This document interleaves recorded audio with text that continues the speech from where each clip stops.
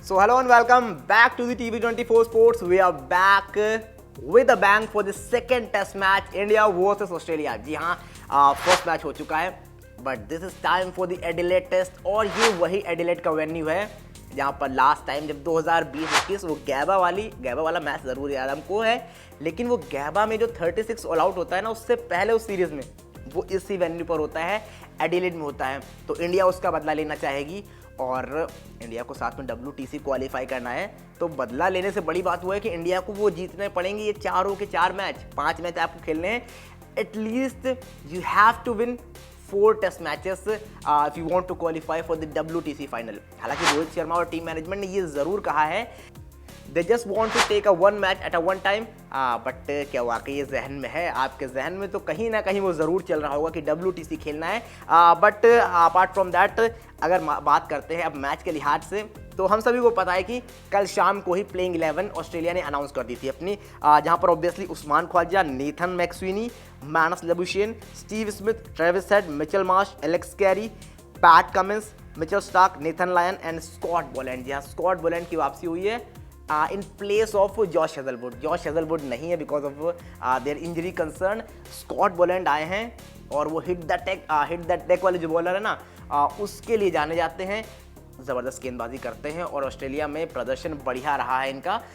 तो हल्के में नहीं ले सकते आप। ज़रूर हेजलवुड गए हैं, लेकिन यहाँ पर स्कॉट बोलैंड आए हैं, तो वो चीज़ होने वाली है। एंड टीम इंडिया को तो हल्के में वैसे भी नहीं लेना है, बिकॉज जो कहानी चल रही है ना आपके साथ, जिस तरह से आप न्यूजीलैंड से हार कर आए हो, तो आप कुछ भी हल्के में नहीं ले सकते, जिस तरह से चीज़ें होती हुई नजर आई। बट अपार्ट फ्रॉम दैट, अब थोड़ा सा और आते हैं इस सीरीज़ पर बात करते हैं। और अब बात करते हैं इंडिया के लिहाज से। इंडिया के लिहाज से क्या होने वाला है, हमने आपको एक दिन पहले भी बताया था कि जो KL राहुल जब प्रेस कॉन्फ्रेंस में आए थे तो क्या कुछ हुआ था। उन्होंने सारी चीज़ें बताई थी कि भैया जब उनसे प्लेइंग 11 के बारे में पूछा गया और कौन ओपन करने वाला है इसके बारे में पूछा गया, तो उन्होंने साफ तौर पर कहा कि you have to wait until captains come here. उन्होंने कहा कि भैया जब तक कप्तान नहीं आते तब तक आपको यहाँ पर इंतज़ार करना पड़ेगा, वेट करना पड़ेगा। और साथ ही और बताता हूँ क्या कहा था उन्होंने कहा था कि मुझे ये बताया गया है कि मैं बैटिंग कहाँ करूँगा, मुझे ये इन्फॉर्म कर दिया गया है। एंड साथ में ये भी बताया गया है कि मैं ये आपको एटलीस्ट अभी अनवील ना करूँ, डिस्क्लोज ना करूँ कि मैं किस नंबर पर बल्लेबाजी करने वाला हूँ। तो जब तक कप्तान नहीं आते एटलीस्ट तब तक आपको वेट करना पड़ेगा। तो यहाँ पर कल रोहित शर्मा आते हैं। रोहित शर्मा वो साफ तौर पर कहते हैं कि सब कुछ बढ़िया चल रहा है। KL राहुल, जब मैं एब्सेंट था वहाँ पर, तो KL राहुल आते हैं और जिस तरह से बल्लेबाजी करते हैं, उन्होंने कहा कि मैंने अपने जो न्यूबॉर्न बेबी है उसको गोद में लिया हुआ था मैंने, और KL राहुल की बल्लेबाजी एंजॉय कर रहा था, उनको देख रहा था। और उन्होंने कहा कि मैं बहुत चिल था जिस तरह से वो बल्लेबाजी कर रहा था।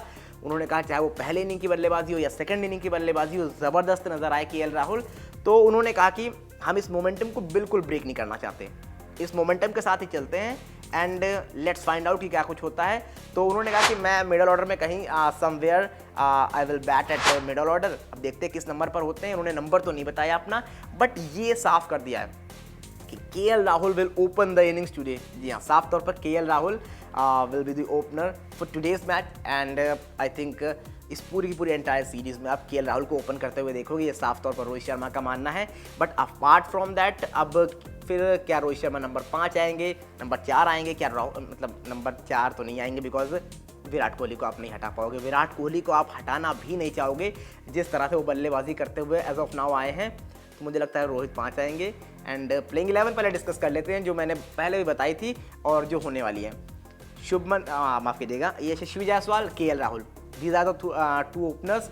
And after that 3 number Shubman Gill, 4 number Virat Kohli, 5 number Rohit Sharma, 6 number Rishabh Pant, 7 number इसके बाद वॉशिंगटन सुंदर या नीतीश रेड्डी, 8 नंबर वॉशिंगटन सुंदर, 9 नंबर हर्षित राणा, 10 नंबर जसप्रीत बुमराह और 11 पर आप खिलाओगे मोहम्मद सिराज को।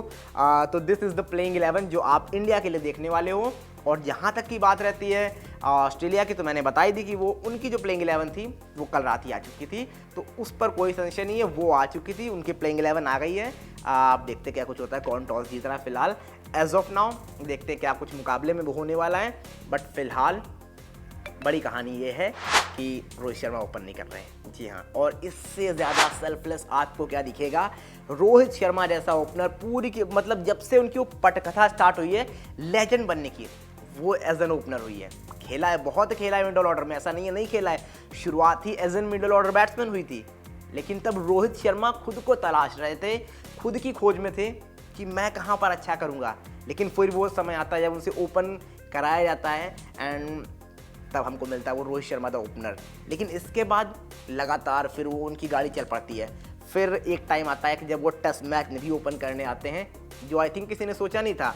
लेकिन फिर चीज़ें ऐसी घूमती हैं कि लोग सोचते हैं क्यों ना रोहित शर्मा से ओपन कराया जाए। जिस तरह से वीरेंद्र सहवाग ने अपने आप को उस जगह पर स्टैब्लिश किया एज एन ओपनर टेस्ट मैचों में, तो why not with Rohit Sharma. Rohit Sharma आते हैं, वो भी ओपनर के तौर पर टेस्ट क्रिकेट में भी फिर चाहते हैं। तो ये पूरी कहानी होती है।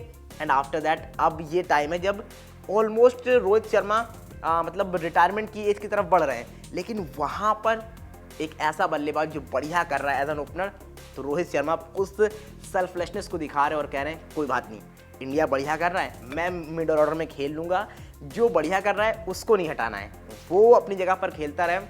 And this is the best thing from Rohit Sharma, जो आप एक कैप्टन से देखते हो। एंड इससे बढ़िया कुछ आपको नजर नहीं आएगा जो इस टीम के साथ है और जो रोहित शर्मा के साथ है।